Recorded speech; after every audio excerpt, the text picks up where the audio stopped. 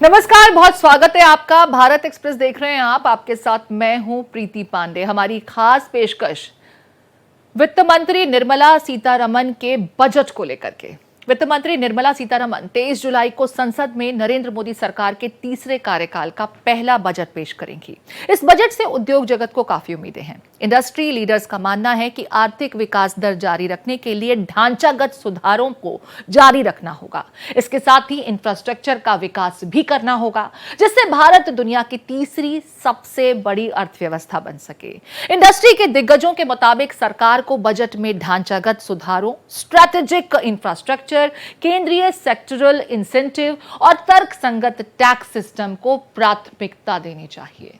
इसके जरिए भारत मौजूदा चुनौतियों का सामना कर सकता है और मजबूती से आगे बढ़ने के साथ लंबे समय में एक कॉम्पिटिटिव अर्थव्यवस्था बना रह सकता है। मोदी 3.0 का पहला बजट, इंडस्ट्री मांगे राहत।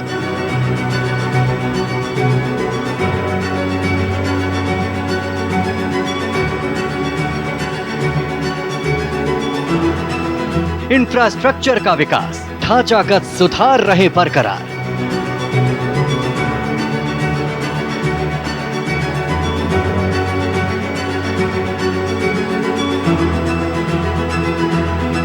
तीसरी सबसे बड़ी अर्थव्यवस्था, बजट से बनेगा रास्ता।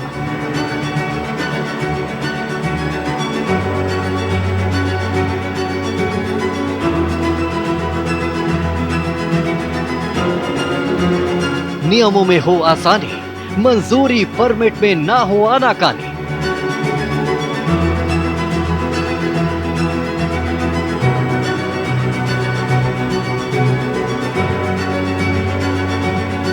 डिजिटलाइजेशन का फायदा, निवेश आए, विकास को पंख लगाए।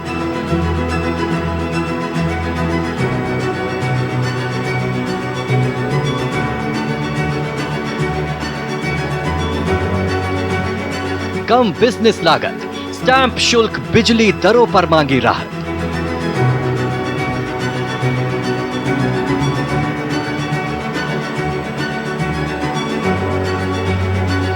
लोअर इनकम कैटेगरी को राहत, उद्योगों के लिए फायदेमंद।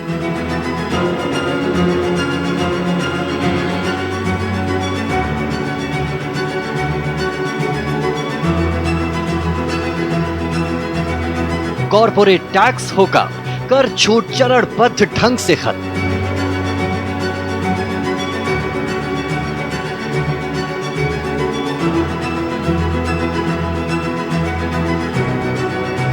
पीआईएल योजनाओं का विस्तार, ज्यादा रोजगार की दरकार।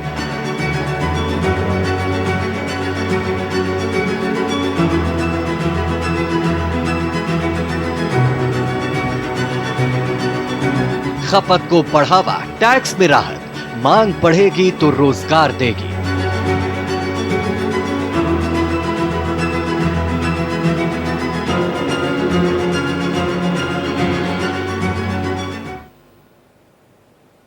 उद्योग जगत के दिग्गजों ने वित्त मंत्री निर्मला सीतारमण को सुझाव दिया है कि आम बजट में टैक्स पेयर्स, खासकर लोअर इनकम कैटेगरी के लोगों को राहत देने पर ध्यान दिया जाना चाहिए ताकि खपत को बढ़ावा मिल सके।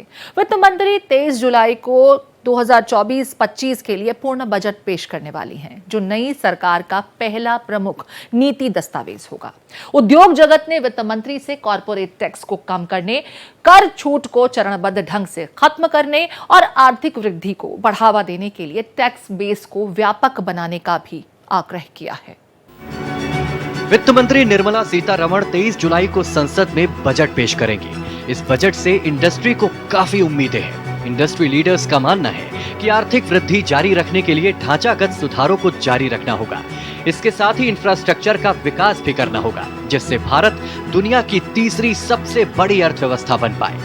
उद्योग जगत के मुताबिक सरकार को बजट में ढांचागत सुधारों, स्ट्रैटेजिक इंफ्रास्ट्रक्चर, केंद्रीय सेक्टरल इंसेंटिव और तर्कसंगत कर प्रणाली को प्राथमिकता देनी चाहिए।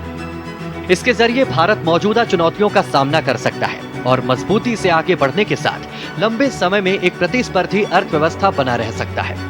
एसोचैम ने सुझाव दिया है कि परिवहन, एनर्जी, पानी की आपूर्ति और डिजिटल इंफ्रास्ट्रक्चर में पब्लिक प्राइवेट पार्टनरशिप के लिए निवेश को बढ़ाया जाए। इससे कनेक्टिविटी बढ़ेगी, उत्पादकता में इजाफा होगा और साथ ही प्रतिस्पर्धात्मक को बढ़ाने में मदद मिलेगी। पर्यावरण को लेकर बढ़ती चुनौतियों पर सुझाव देते हुए देश के अग्रणी चैम्बर ऑफ कॉमर्स ने कहा कि सरकार को क्लीन टेक्नोलॉजी और रिन्यूएबल एनर्जी सोर्स को कृषि, मैन्युफैक्चरिंग और परिवहन में प्रमोट करने के लिए नई नीतियां और इंसेंटिव लाने चाहिए। इंडस्ट्री से जुड़े लोगों ने कहा है कि सरकार को नियमों को आसान बनाना चाहिए, साथ ही अनुमति और परमिट देने में तेजी लानी चाहिए। इसके साथ निवेश आकर्षित करने और परिचालन को तेज बनाने के लिए डिजिटलाइजेशन का फायदा उठाना चाहिए।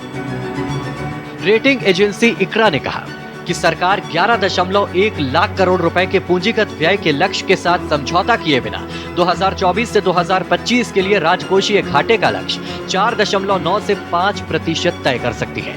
इससे पहले 1 फरवरी को पेश किए गए अंतरिम बजट में सरकार ने इसके 5.1% रहने का अनुमान जताया था। रेटिंग एजेंसी ने कहा कि राजस्व के मोर्चे पर अनुकूल घटनाक्रम वित्त वर्ष 2024 से 2025 में राजकोषीय स्थिति की दृष्टि से सकारात्मक संकेत देते हैं। इकरा का मानना है कि चालू वित्त वर्ष के बाद राजकोषीय मजबूती काफी चुनौतीपूर्ण हो जाएगी। वहीं भारतीय उद्योग परिसंघ ने सरकार से व्यापार करने की लागत को कम करने के लिए भूमि पर स्टैंप शुल्क को तर्कसंगत बनाने और बिजली दरों पर क्रॉस सब्सिडी को चरणबद्ध तरीके से समाप्त करने का अनुरोध किया है। साथ ही सीआईआई ने यह भी सुझाव दिया है कि कोयला मूल्य निर्धारण, आवंटन और परिवहन के लिए कैप्टिव पावर प्लांट को बिजली क्षेत्र के बराबर लाया जाना चाहिए। सरकार को नेशनल लॉजिस्टिक पॉलिसी के तहत पेपरलेस लॉजिस्टिक्स के लिए डिजिटलाइजेशन जारी रखना चाहिए। इससे समय की बचत होगी और लागत में भी कमी आएगी। सीआईआई ने आगे कहा कि सरकार को कॉर्पोरेट टैक्स को चालू दर पर रखना चाहिए, जिससे व्यापारी टैक्स को लेकर निश्चिंत रहे। साथ ही जोर देते हुए कहा कि पूंजीगत कर ढांचे को तर्कसंगत बनाया जाना चाहिए। देखिए, ऑटोमोबाइल बहुत इंपॉर्टेंट उद्योग है और जीडीपी में काफी भारी कंट्रीब्यूट करता है, जैसे आपने सही कहा। और इस बजट में सरकार का प्रयास होगा लोगों को ज्यादा से ज्यादा जॉब अपॉर्चुनिटीज देना। हम सब जानते हैं ऑपोजिशन ने यही मुद्दा इलेक्शन में उठाया था। ऑटोमोबाइल इंडस्ट्री ऐसी है जो बहुत मैसिव एम्प्लॉयमेंट अपॉर्चुनिटीज जनरेट करती है, तो ऐसे में ऑटोमोबाइल इंडस्ट्री के लिए कई इंसेंटिव्स हो सकते हैं। एक तो ऑटोमोबाइल के अंदर अगर एफडीआई आता है तो उसमें कंसेशंस और शॉप्स की उम्मीद है। नए ऑटोमोबाइल प्लांट्स के लिए टैक्स हॉलिडेज होने की संभावना है। साथ ही साथ ऑटोमोबाइल्स के लिए लैंड जो है वो कहीं ना कहीं सब्सिडाइज्ड, ऑटोमोबाइल प्लांट्स के लिए लैंड सब्सिडाइज होने की संभावना है। उसके अलावा ऑटोमोबाइल मेकर्स के लिए भी टैक्स कंसेशन होने की संभावना है। डेलॉइट इंडिया की तरफ से सुझाव दिया गया है कि सरकार को पीएलआई योजनाओं के दायरे का विस्तार करना चाहिए। खासकर उन क्षेत्रों के लिए ऐसा करना चाहिए जो अधिक रोजगार पैदा कर सकते हैं। वहीं इलेक्ट्रॉनिक्स, वाहन और सेमीकंडक्टर जैसे सफल क्षेत्रों में योजनाएं जारी रखनी चाहिए। मोदी सरकार के तीसरे कार्यकाल का यह पहला बजट होगा। इस बार बजट पेश करने के साथ ही वित्त मंत्री निर्मला सीतारमण एक नया रिकॉर्ड बनाने जा रही हैं। दरअसल निर्मला सीतारमण लगातार 7 केंद्रीय बजट पेश करने वाली पहली वित्त मंत्री भी बन जाएंगी। इससे पहले मोरारजी देसाई ने 6 बार बजट पेश करने का रिकॉर्ड अपने नाम किया था। वित्त मंत्री निर्मला सीतारमण जब 23 जुलाई को बजट पेश करेंगी, प्रधानमंत्री नरेंद्र मोदी की ओर से पहले ही ऐलान किया जा चुका है कि अगले 5 वर्ष गरीबी के खिलाफ काफी अहम होंगे।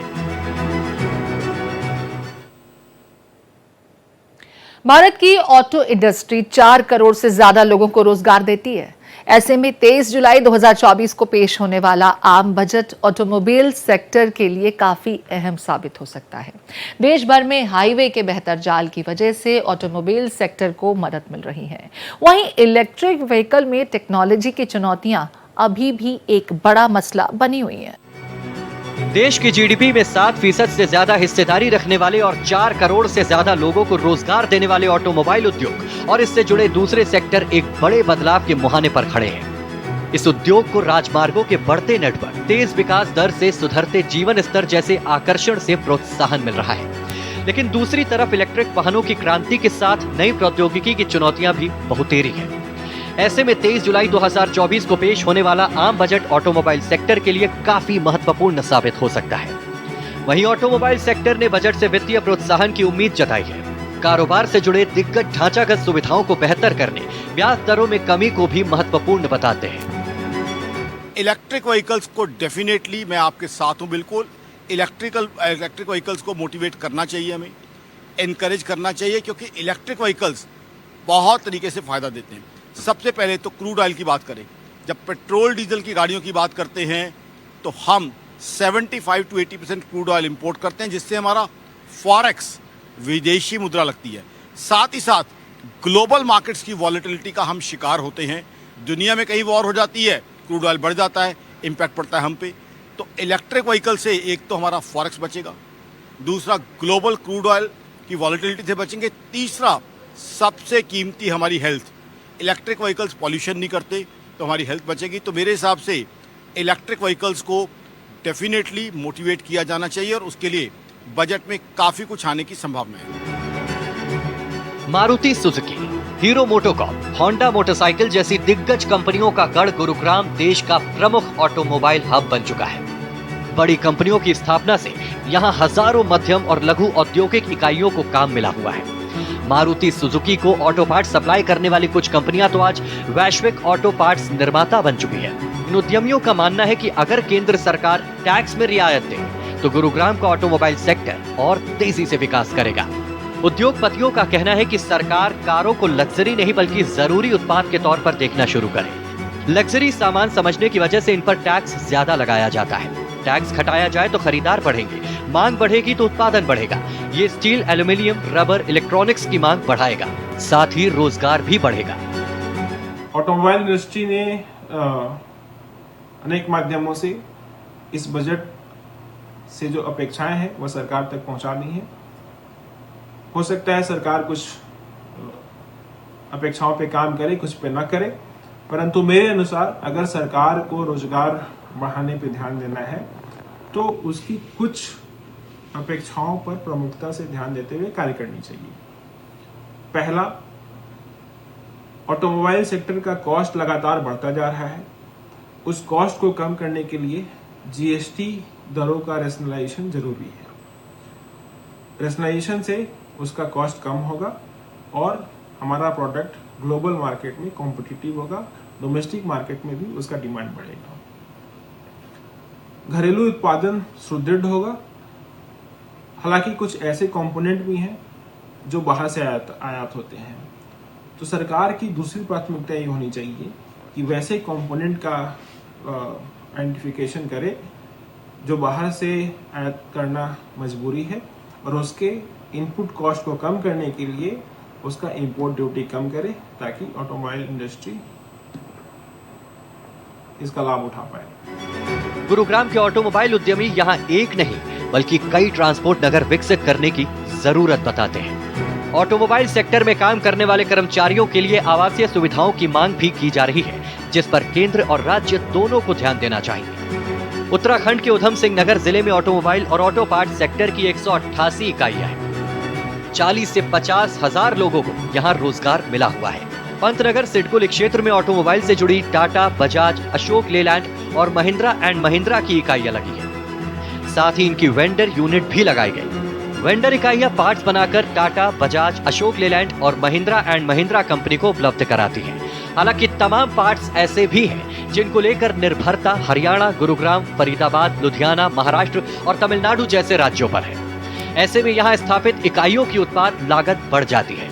यहाँ के उद्यमी बताते हैं कि अगर उन्हें रेल ट्रांसपोर्ट और हाईवे जैसे आधारभूत ढांचे में सुधार और विस्तार मिल जाए तो वैश्विक स्तर के महिंद्रा एंड महिंद्रा हब को चुनौती दे सकते हैं। जैसा कि आप जानते हैं दोस्तों, अगर आप ऑटोमोबाइल सेक्टर देखें, ऑटोमोबाइल सेक्टर का बहुत बड़ा कंट्रीब्यूशन इंडियन मार्केट में, और अगर इतने बड़े पैमाने पे रोजगार दे रहा है तो इस बजट से हम काफी उम्मीदें रखते हैं। सबसे बड़ी उम्मीद तो हम ये रखते हैं कि इलेक्ट्रिक वाहनों को गवर्नमेंट प्रोत्साहन दे, क्योंकि इलेक्ट्रिक वाहनों पे गवर्नमेंट सब्सिडी दे, बहुत सारा प्रोत्साहन दे। जितनी इलेक्ट्रिक गाड़ियां आएंगी उतना कहीं ना कहीं आप देखेंगे काफी कॉस्ट में बचत होगी, दोनों साइड काफी फायदा है। इसके अलावा आप देखें प्रोडक्शन लिंक्ड इंसेंटिव जो गवर्नमेंट की स्कीम है, उसमें हम जरूर चाहेंगे गवर्नमेंट उसमें और एक्सटेंशन दे, उसमें और ज्यादा से ज्यादा प्रोडक्शन लिंक्ड इंसेंटिव दे ताकि हमारे ऑटोमोबाइल सेक्टर की ग्रोथ हो सके। और सबसे इंटरेस्टिंग बात है इसकी स्क्रैपिंग पॉलिसी, क्योंकि जिस हिसाब से अब विश्व जा रहा है, हम एनवायरमेंट फ्रेंडली भी होने हैं, तो जो भी हमारी स्क्रैपिंग पॉलिसी है उसको और बेहतर तरीके से डिफाइन करें। तो मैं उम्मीद करता हूं कि इस नए बजट में गवर्नमेंट ये सारी चीजें हमारे ऑटोमोबाइल सेक्टर के लिए लाएगी। यहाँ के इंडस्ट्रियलिस्ट की बजट से मांग है कि ऑटोमोबाइल कंपनियों को जीएसटी में छूट और ट्रांसपोर्ट में सब्सिडी दी जानी चाहिए। इससे और ऑटो पार्ट्स कंपनियां देवभूमि में उद्यम लगाकर अधिक माल उपलब्ध करा पाएंगी और दूसरे राज्यों पर निर्भरता कम होगी। पहले यहाँ बिजली सस्ती थी, मगर अब उत्तर प्रदेश के बराबर दरें कर दी गई है। इससे लागत बढ़ गई है। 4 दशक पहले जमशेदपुर देश का सबसे बड़ा ऑटोमोबाइल हब होता था, लेकिन अब ये पुणे, चेन्नई, गुरुग्राम के सामने अपनी चमक खो रहा है। वैसे आज भी ये एक बड़ा ऑटोमोबाइल हब है। जमशेदपुर में लगभग 1050 लघु और मध्यम उद्योग संचालित हैं, जिनमें 85% कंपनियां मध्यम, सूक्ष्म और लघु सेक्टर से हैं, जो ऑटो कंपोनेंट फैब्रिकेशन का काम करती हैं। इन कंपनियों ने सरकार की तरफ से उपेक्षित होने का आरोप भी लगाया है। इनका कहना है कि टाटा मोटर्स के अलावा किसी बड़ी कंपनी ने अपना प्लांट नहीं लगाया। सरकार को इस पर विचार करना चाहिए, क्योंकि यहाँ ऑटोमोबाइल कंपनियों की जरूरत की सभी चीजें पहले से मौजूद होने के बावजूद ऐसा क्यों हुआ? आज सभी कंपनियां टाटा मोटर्स पर ही निर्भर हैं। Industrial stability and reform organisation से जुड़े उद्योगपतियों का कहना है कि केंद्र सरकार से अगर एमएसएमई सेक्टर के उद्यमियों को समर्थन मिले तो न सिर्फ निवेश को बढ़ावा मिलेगा, बल्कि रोजगार के नए अवसर भी तैयार होंगे। सरकार सिंगल विंडो सिस्टम का सख्ती से पालन कराए। इसके साथ छोटी और बड़ी कंपनियों के लिए अलग अलग व्यवस्था हो। पीएम मोदी ने खुद कहा था कि देश की इकोनॉमी को दुनिया की 5वीं सबसे बड़ी इकोनॉमी से 3री सबसे बड़ी इकोनॉमी बनाने में ऑटोमोबाइल सेक्टर की अहम भूमिका होगी। अगर ऑटोमोबाइल बाजार की बात करें तो भारत आज अमेरिका और चीन के भी बाद 3रा सबसे बड़ा बाजार है।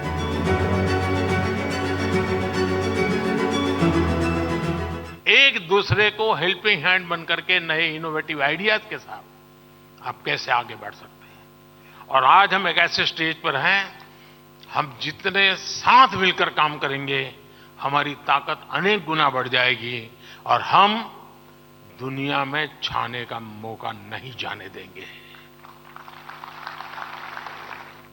साथियों, डिजाइनिंग के क्षेत्र में भी आज दुनिया में जितने भी बड़े बड़े क्षेत्र हैं, शायद ही कोई ऐसा होगा जिसकी रिसर्च लैब हिंदुस्तान में ना हो। भारत के पास एक टैलेंट है, डिजाइनिंग की टैलेंट है। अब हमें हमारे लोगों के दिमाग से निकली हुई डिजाइन लेकर के आना चाहिए। दुनिया को लगे यार गाड़ी तो हिंदुस्तान की चाहिए। उद्योग जगत ने सुझाव दिया है कि केंद्रीय बजट में इलेक्ट्रिक वाहनों के लिए जीएसटी में छूट के साथ साथ फेम 3.0 जैसे प्रोत्साहन को आगे बढ़ाना चाहिए। भारत में ईवी इकोसिस्टम के विस्तार के प्रति सरकार की प्रतिबद्धता देखने को मिल रही है। इसके लिए अधिक चार्जिंग स्टेशन विकसित करने की आवश्यकता है। सरकार को बजट में इसको लेकर ऐलान करना चाहिए। आम बजट 2024 से पहले हेल्थ केयर इंडस्ट्री लीडर्स को नीतियों में सुधार की उम्मीद है। फार्मा उद्योग ने बजट में नए केमिकल बनाने वाली कंपनियों को इंसेंटिव देने की गुजारिश की है। साथ ही हेल्थ इंडस्ट्री कई बड़ी स्कीमों के ऐलान और दवाओं के सस्ते होने की भी आस लगाए बैठे हैं। फार्मा उद्योग का मानना है कि विश्व फार्मेसी का केंद्र बनने के लिए भारतीय दवा की गुणवत्ता को बढ़ाने और इस सेक्टर में बड़े पैमाने पर अनुसंधान और विकास की जरूरत है। भारत दुनिया की जेनेरिक दवाओं में 20% और वैक्सीन की कुल सप्लाई में 60% की हिस्सेदारी रखता है। लेकिन फार्मा उद्योग का मानना है कि आत्मनिर्भर बनने के साथ विश्व फार्मेसी का केंद्र बनने के लिए भारतीय दवा की गुणवत्ता को बढ़ाने और इस सेक्टर में बड़े पैमाने पर अनुसंधान और विकास की जरूरत है। ऐसा होने पर ही फार्मा सेक्टर में इनोवेशन और क्रिटिकल दवाओं का निर्माण घरेलू स्तर पर शुरू होने के साथ दवा के कच्चे माल का भी बड़े पैमाने पर उत्पादन हो सकेगा। उद्योग जगत ने इस काम के लिए सरकार से बजट में फार्मा R&D के लिए अलग से विशेष फंड आवंटित करने की मांग की है। नए केमिकल बनाने वाली कंपनियों को इंसेंटिव देने की भी गुजारिश की गई है। उद्यमियों का मानना है कि फार्मा इंडस्ट्री की गुणवत्ता को भी बढ़ाए जाने की जरूरत है और बजट में इस दिशा में भी कदम उठाया जाना चाहिए। फार्मा सेक्टर एक बहुत ही महत्वपूर्ण सेक्टर है हमारे भारत के विकास के लिए। और आप जानते हैं कि भारत को फार्मेसी ऑफ द वर्ल्ड भी कहा जाता है। दुनिया के बहुत सारे देश भारतीय दवाओं के लिए निर्भर है। सो इस बजट में एक तो हमें इन दवाओं की गुणवत्ता पे बहुत ध्यान देने की जरूरत है। हम जरूर प्रोडक्शन लिंक्ड इंसेंटिव यहाँ भी फार्मा के सारे कंपनियों को दे, बट गुणवत्ता पे जरूर ध्यान दें ताकि हमारी एक्सेप्टेबिलिटी वर्ल्ड वाइड हमारे फार्मा प्रोडक्ट्स की बढ़े। इसके अलावा फार्मा में जो नए केमिकल्स है, आपको R&D को बहुत बढ़ावा देना होगा, रिसर्च एंड डेवलपमेंट को, स्पेशली जो नए केमिकल्स है, नए जो केमिकल्स आ रहे हैं उसके प्रोडक्शन को बढ़ावा दे। And pharma sector undoubtedly Bharat में बहुत तेजी से प्रगति तो कर ही रहा है, और मैं पूरी उम्मीद करता हूं कि इस बजट में अगर ये सारे फोकस सरकार करती है तो ये और तेजी से ग्रोथ होगा। पिछले साल इंडोनेशिया, नाइजीरिया, तजाकिस्तान, श्रीलंका जैसे कई देशों में भारतीय दवा की गुणवत्ता को लेकर सवाल उठे हैं और विश्व स्वास्थ्य संगठन से इसकी शिकायत की गई है। बजट में दवा निर्माता कंपनियों के अनुपालन भार को कम करने की भी मांग की गई है। पिछले 3 सालों से भारत का फार्मा और ड्रग निर्यात लगातार बढ़ रहा है। 2023 से 2024 में फार्मा व ड्रग का निर्यात 9.7% की बढ़ोतरी के साथ 27.9 अरब डॉलर के स्तर पर पहुंच चुका है। फिलहाल निर्यात और घरेलू दोनों मिलाकर फार्मा उद्योग का आकार 60 अरब डॉलर है। साल 2030 तक इसे 130 अरब डॉलर तक ले जाने का लक्ष्य रखा गया है। 35 लाख रोजगार देने वाले फार्मा उद्योग का देश के जीडीपी में लगभग 2% का योगदान है। फार्मा उद्योगपतियों का कहना है कि भारतीय दवा के निर्यात की बड़ी संभावना है। बजट में सरकार को दवा निर्यात के प्रोत्साहन के लिए इंसेंटिव की घोषणा करनी चाहिए ताकि कंपनियां बड़े निवेश के लिए प्रोत्साहित हो पाएं। 3 साल पहले तक दवा के कच्चे माल के लिए भारत मुख्य रूप से चीन पर निर्भर था। कोरोना काल में इसकी गंभीरता को देखते हुए सरकार ने दवा के कच्चे माल के निर्माण के लिए प्रोडक्शन लिंक्ड इंसेंटिव स्कीम की घोषणा की। इसके तहत 40 से ज्यादा कंपनियां आई और उनमें से कई ने उत्पादन भी शुरू कर दिया है। फार्मा के घरेलू उत्पादन और निर्यात में बढ़ोतरी को देखते हुए फार्मा उद्यमी इस सेक्टर को अब रिसर्च और इनोवेशन के सहारे नए चरण में ले जाना चाहते हैं। फार्मा उद्योग ने बजट में रिसर्च के लिए सब्सिडी के प्रावधान की उम्मीद भी जताई है। फार्मा में रिसर्च करने में 7-8 साल लगते हैं और ये काफी खर्चीला भी होता है। अनुसंधान के लिए सरकार ने नेशनल रिसर्च फाउंडेशन की स्थापना की है, लेकिन इस फाउंडेशन से दर्जनों सेक्टर को अनुदान दिया जाता है, इसीलिए अलग से बड़े फंड की जरूरत है। फार्मा उद्यमियों का कहना है कि रिसर्च पर खर्च करने वाली कंपनियों को टैक्स में भी छूट देने का प्रावधान होना चाहिए। फार्मास्यूटिकल सेक्टर्स में R&D के लिए बहुत से फैक्टर्स उत्तरदायी हैं। इस बजट में यह देखना होगा कि भारत सरकार कितने रिसोर्सेज R&D के लिए, अनुसंधान के लिए स्पेंड करने में इंटरेस्टेड है। पर इसमें बात सिर्फ पैसे की नहीं है, साथ ही साथ ओवरऑल मैन्युफैक्चरिंग कैपेबिलिटीज़ को बढ़ाना, सप्लाई चेन को बढ़ाना, मार्केट प्रोवाइड करना, ये भी बहुत इंपॉर्टेंट होगा। सरकार PLI स्कीम को और ज़्यादा वाइडन करके रॉ मटेरियल्स इंपोर्ट करना और बाकी APIs जो एक्टिव फार्मास्यूटिकल इंग्रेडिएंट्स होते हैं उनके इंपोर्ट को चीपर कर सकती है, जिससे फार्मास्यूटिकल कंपनीज़ के लिए ड्रग डिस्कवरी और डेवलपमेंट में काफ़ी हेल्प मिलेगी। आयुष और हर्बल उत्पादों की मांग विदेश में बढ़ रही है और हमारे फार्मा निर्यात में इनका योगदान 3% हो गया है।